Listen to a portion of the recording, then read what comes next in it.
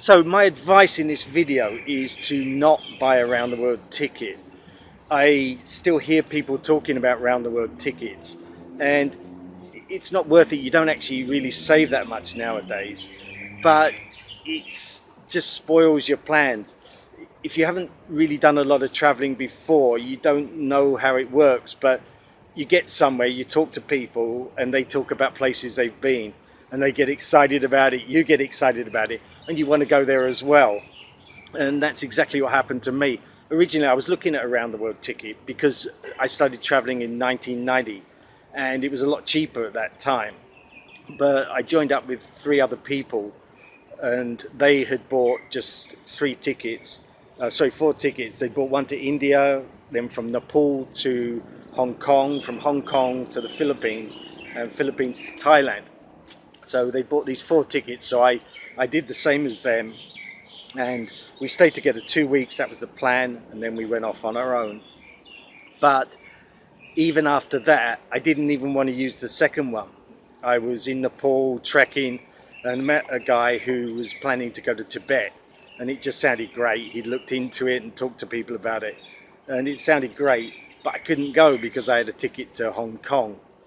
So I just arranged to meet him in a month's time in Thailand, and then we planned to go to Vietnam and Cambodia, because at that time it was quite difficult to travel there, and it just sounded like an adventure. So I had to do it really quickly, go to Hong Kong, quick look around, Philippines, quick look, back to Thailand to meet him in a month's time. And really that's why I would say just don't book a world ticket.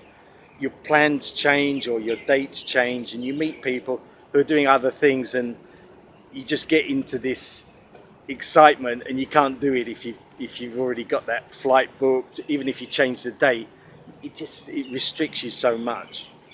Now around Asia it's really easy to get one-way tickets, and I use skyscanner.net, and you can compare the different flights, and I just go somewhere, and then when I want to go somewhere else I just book another ticket, find a cheap one online, and it works pretty easy.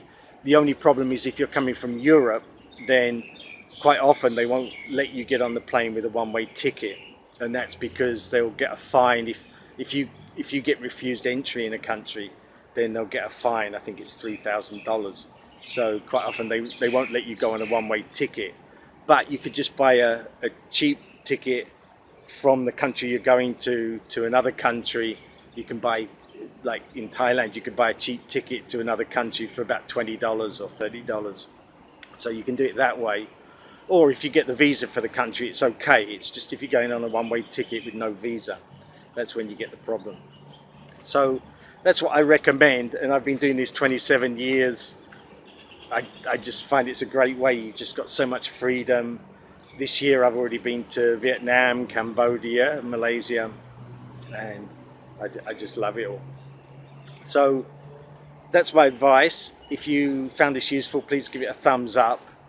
My channel is all about traveling and working while you're traveling or working online. As I say, I left 27 years ago in 1990, and I've just got this experience of doing it, and I want to give you that advice. Also want to give you some encouragement to do the same sort of thing yourself. So if that interests you, please subscribe to my channel. If you've got any questions about traveling around Asia or working online, please put them in the comments below. And if you've got experience yourself, then please let others know. So also put that in the comments. So thanks for watching this video, and I'll see you in the next one.